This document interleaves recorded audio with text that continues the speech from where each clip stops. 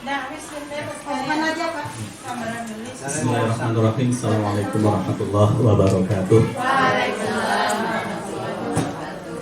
Terima kasih pada bapak-bapak dan ibu-ibu guru SDN Unggulan yang sudah mensupport tentang kegiatan CGP ini. Mudah-mudahan kita semua yang ada di Unggulan ini masuk ke dalam guru-guru salon guru penggerak semua.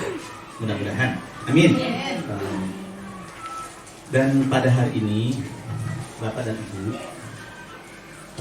kita akan melihat, kita akan mendengar paparan-paparan yang nanti akan disampaikan oleh CGP guru SD Unggulan yang hebat ini tentang bagaimana mengkolaborasikan dari keempat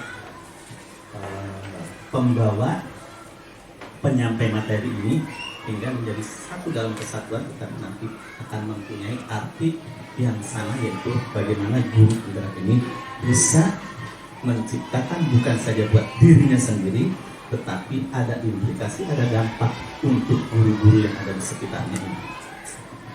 Oleh karena itu, pada kesempatan yaitu tentang penyampaian diseminasi budaya positif. Ini luar biasa. Penyampaian tentang budaya positif nanti akan diterapkan pada anak-anak kita tentunya. Nanti akan disampaikan oleh Ibu Ayu Rahayu MPD, kemudian oleh Ibu Khairotun Nisa SPD, kemudian oleh Bapak Edi Hidayat MPD, dan oleh Ibu Umiyati SPD SD. Dan mudah-mudahan Bapak dan Ibu semua bisa mengikuti kegiatan ini agar ada manfaat untuk kita yang akan datang. Dan kegiatan diseminasi budaya positif pada hari ini tanggal 25 Januari tahun 2023 kami buka untuk dilaksanakan. Terima kasih. Wassalamualaikum warahmatullahi wabarakatuh.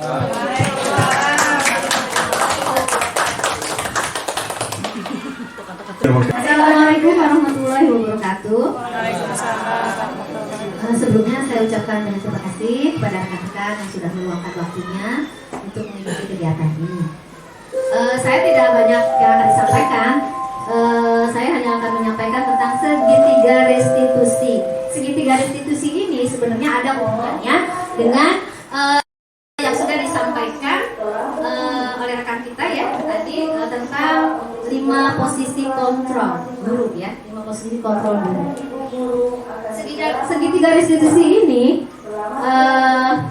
dirancang oleh Diane Lawson dalam bukunya Restitution, yaitu sebuah tahapan untuk memudahkan para guru dan orang tua dalam melakukan proses untuk menyiapkan anak-anaknya atau siswa ya untuk melakukan restitusi. Dan restitusi ini disebut segitiga restitusi.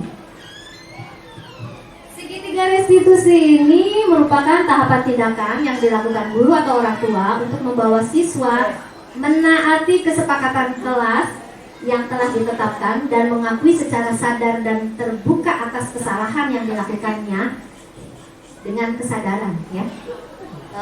Serta ketika mereka terbuka dengan kesalahannya itu, mereka merasakan kenyamanan.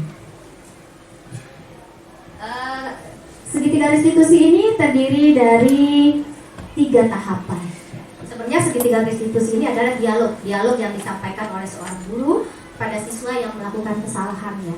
Tapi segitiga restitusi ini biasanya dilakukan oleh kontrol guru pada posisi manajer, karena posisi manajer itu posisi yang terbaik ya. Jadi setiap guru yang memposisikan sebagai manajer itu pasti akan menerapkan segitiga restitusi dalam menyelesaikan masalah-masalah yang dihadapi atau dilakukan oleh siswa, terutama pada siswa yang melakukan kesalahan. Segitiga restitusi ini terdiri dari 3 langkah. Yang pertama adalah menstabilkan identitas. Yang kedua, validasi tindakan yang salah. Dan yang ketiga, menanyakan keyakinan. Keyakinan di sini keyakinan kelas. Mungkin keyakinan kelas gitu ya. Mungkin kalau istilah dulu tuh peraturan kelas, tapi peraturan kelas itu kayaknya kesepakatan kelas ya. Jadi keyakinan kelas di sini kesepakatan kelas ya. Pada segitiga restitusi sisi 1 yaitu menstabilkan identitas, bagian dasar dari segitiga ini bertujuan untuk mengubah identitas anak dari orang yang gagal karena melakukan kesalahan. Jadi anak yang melakukan kesalahan itu dalam posisi gagal, ya, menjadi orang yang sukses, ya. Jadi anak yang melanggar peraturan ini karena sedang mencari perhatian biasanya kan, karena memang ada kebutuhan yang tidak terpenuhi gitu kan ya. Jadi seperti itu. Maka kita harus meyakinkan si anak dengan cara mengatakan kalimat-kalimat ini.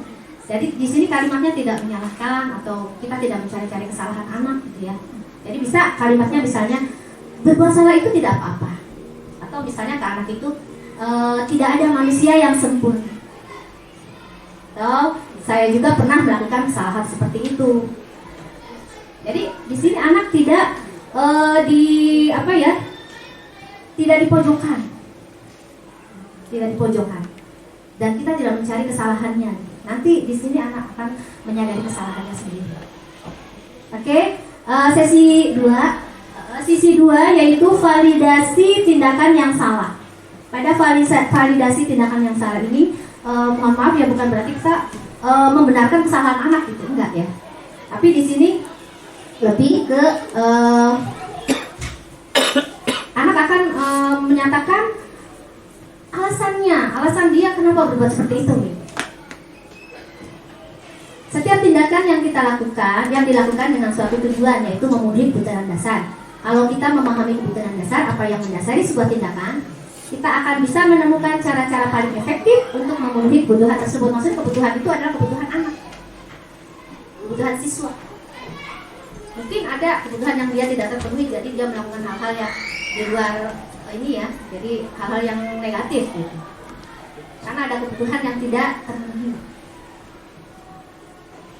Jadi kalimat-kalimat yang mungkin disampaikan oleh guru pada sisi 2 ini, pada validasi tindakan yang salah. Misalnya, padahal kamu bisa melakukan yang lebih buruk dari ini. Misalnya anak itu melakukan keributan di kelas gitu ya, karena dia pengen perhatian gitu kan. Padahal dia bisa melakukan lebih buruk dari itu. Jadi di sini padahal kamu bisa melakukan yang lebih buruk dari ini. Tapi kamu hebat ya, kamu tidak melakukannya gitu. Saya seperti itu.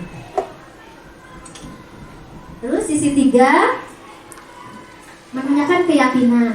Nah, teori kontrol yang menyatakan bahwa kita pada dasarnya itu termotivasi secara internal. Jadi ketika itu anak mengungkapkan kesalahannya, terus bagaimana dia menyelesaikan masalah-masalah itu dari diri dia sendiri. Nah, gitu.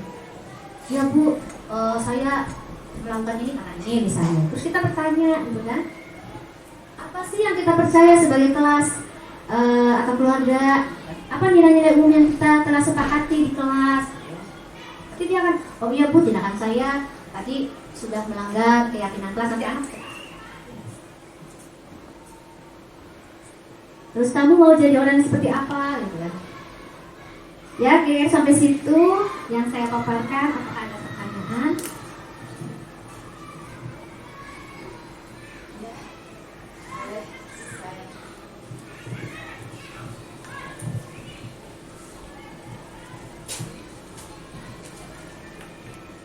Bismillahirrahmanirrahim. Terima kasih atas waktunya untuk bertanya. Saya mendengarkan paparan-paparan ini yang tadi yang judulnya segitiga restitusi. Karena kita sebagai pengajar di kelas bawah, ini materi atau model ini seperti ini luar biasa. Kalau memang seperti ini bisa diterapkan di sekolah kita, terutama di kelas bawah, ini luar biasa, hebat, dan itulah sempurna kelas kita. Namun ini saya yang ada sedikit. Nah, apakah penerapan segitiga restitusi ini bisa diterapkan di kelas kita? Sedangkan kan kelas kita itu tidak semua, baik dari sisi kemampuannya, IQ-nya atau kejujurannya, tahap-tahapannya tidak semua rata ya. Bagaimana bisakah diterapkan seperti yang kita inginkan, yang tadi Bu Nisa paparkan, penerapan segitiga restitusi ini? Mohon penjelasannya. Terima kasih.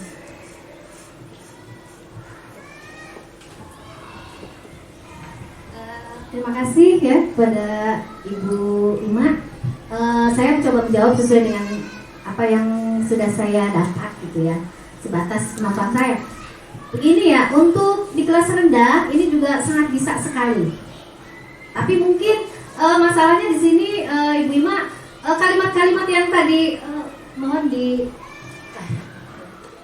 ya. Mungkin kalimat-kalimatnya untuk kelas rendah memang mungkin tinggi gitu ya. Jadi anak kurang mengerti nanti pertanyaan kita, malah nanti bingung jawabnya apa gitu ya. Ketika kita menanyakan kesepakatan kelas apa gitu kan? Iya. Jadi memang sebelumnya pada awal kita ke kelas gitu ya, kelas awal kan nanti kita buat kesepakatan kelas dulu gitu kan. Nah terus untuk kalimat-kalimatnya itu tidak harus seperti ini gitu kan, disesuaikan aja.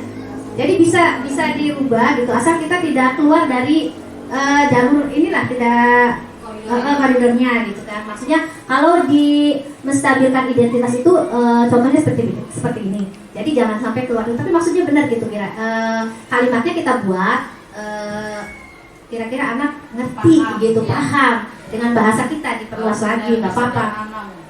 Dengan bahasa yang mungkin lebih sederhana lagi. Karena kan anak kelas rendah kan, kalau ini untuk anak kelas tinggi mungkin ngerti gitu ya. Tapi kalau untuk anak kelas rendah kan kayaknya masih, ya mungkin anak kita ajukan pertanyaan-pertanyaan karena dia bingung juga kalau kita nggak memakai bahasa yang dimengerti anak. Nah, saya kira itu. Iya. Terima kasih atas penjelasannya. Sama-sama. Demikian yang saya sampaikan. Terima kasih. Bila kita walhidayah. Wassalamualaikum warahmatullahi wabarakatuh.